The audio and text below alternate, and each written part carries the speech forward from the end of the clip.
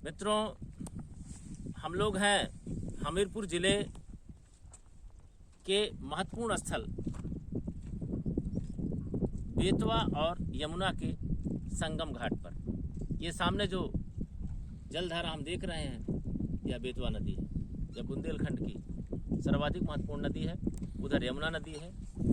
वस्तुतः नदी का जो नाम नदी पड़ा है उसका सांस्कृतिक संदर्भ क्या है, उसका इतिहास क्या है। नादेश्वर नदी नाम अथर्ववेद में लिखा है, एददः संप्रति रहान बजता हते तस्मात् जा नद्यो नाम। हे नदियों, हे जलराशियों, आप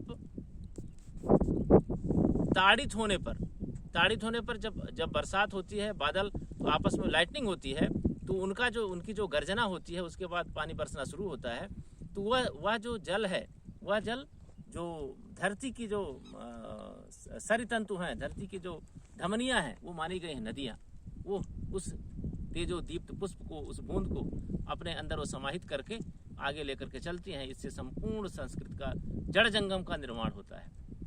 तो नदी के उस सांस्कृतिक संदर्भ में नदी का महात्म्य है कि नदी कल कल नाद ध्वनि करते रहे। इसका तात्पर्य है को आगे बहती रहेगी, पानी स्थिर नहीं रहेगा, कल कल नाद ध्वनि करेगा, तो उसका नाम है नदी पड़ गया।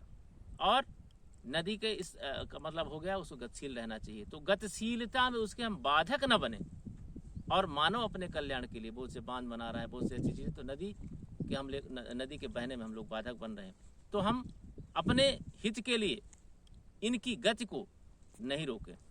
दूसरा, जब आप देखते हैं कि नदी जब बहती है, फ्लो होती है, उसमें क्या क्या क्रियाएं होती हैं। पहली बात तो उसमें जो बहते रहने से जो पहाड़ी कंकड़ पत्थर आते हैं, तो उसके ऑक्सीकरण की प्रक्रिया को तेज कर दे हैं। नदी और नहर में अंतर क्या हुआ? नहर में क्या उसका समतल एक समान होता है, इसमें इसलिए जो घर्षण होता है, घर्षण क्रिया नहीं होती, लेकिन नदियों में घर्षण क्रिया होते रहने से ऑक्सीकरण भी होते रहता है।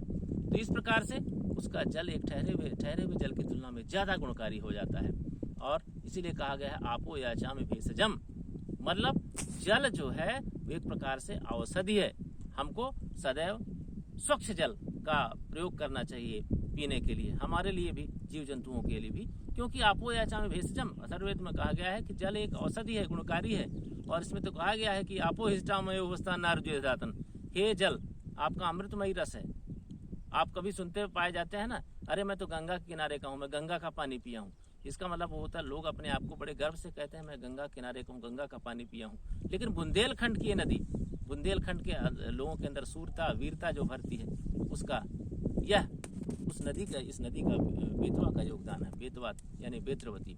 तो नदी का जो हमारे देश में तो नदियों की पूजा की जाती है, और हमारी चिंतन परंपरा में सृष्टि का आरंभ ही जल से हुआ है। जल अद्वैत है। अद्वैत का तात्पर्य है कि जल भेदभाव नहीं करता। आप जल से आचमन करिए, जल को पीजिए, उसमें मैल धोइए। जल कभी नहीं कहता कि ये गलत काम कर रहे हो, लेकिन जल की एक अपनी सत्ता है, वो अथॉरिटी है। इसीलिए वैदिक वांग्मय में भी जल की पूजा की गई है, जल की प्रार्थना की गई है, जल को गंदा न करने का संकल्प लिया गया है। और जल का दुरुपयोग करने की तो बात ही दूर, उसका दुरुपयोग हम कर ही नहीं सकते, करना ही नहीं चाहिए, क्योंकि वो पाप माना गया है। और जो नदी का जो बृहद्धर पुराण में कहा गया है कि नदी जो भाद्र चतुर्दशी के दिन यावत क्रमे जलम, मतलब भाद्र चतुर्दशी के दिन नदी के दोनों पाटों के बीच जितना उसका लंबाई होती है वह नदी गर्भ है, उसके 150 हाथ दूर वह नदी तीर है, और उसके 2 मील यानी 3 किलोमीटर दूर तक नदी क्षेत्र है। तो कहा गया है कि उस 3 किलोमीटर दूर तक नदी के मिडिल से किसी प्रकार का ऐसा काम न करें जो नदी जैविकी को रोके, नहीं तो अनर्थ करेगी नदी। और नदी जो है, नदी की गति को रोकना एक प्रकार से आत्मा से परमात्मा के मिलन को रोकना है। नदी और समुद्र का जो मिलन है वो माना गया आत्मा परमात्मा का मिलन। गीता में लिखा गया आप पूर्णमाणम चल प्रतिष्ठम समुद्र मापा प्रवेशन्ति यद्वत्। तो नदियां वो निरुद्देश्य यात्रा नहीं करती, उनकी यात्रा सोद्देश्य है, कुछ न कुछ करना चाहती। जहाँ भी जाएंगी, जिस जगह जाएंगी, वो कल्याण करती रहेंगी सब समस्त जीव जंतुओं के लिए, समस्त जीवधारियों के लिए। और अभी तो नदी से हम देख रहे हैं कि पावर भी बनाया जा रहा है। यहाँ बगल में भी पावर प्लांट है, हालांकि वो कोयले का पावर प्लांट है, लेकिन पानी यही का इस्तेमाल होता है।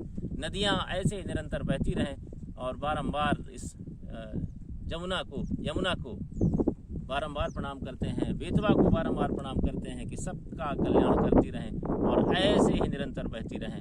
हमारे साथ हैं श्रीमान प्रवीण कुमार साहब, वो अपनी बात रखेंगे अगले वीडियो में। बहुत बहुत धन्यवाद।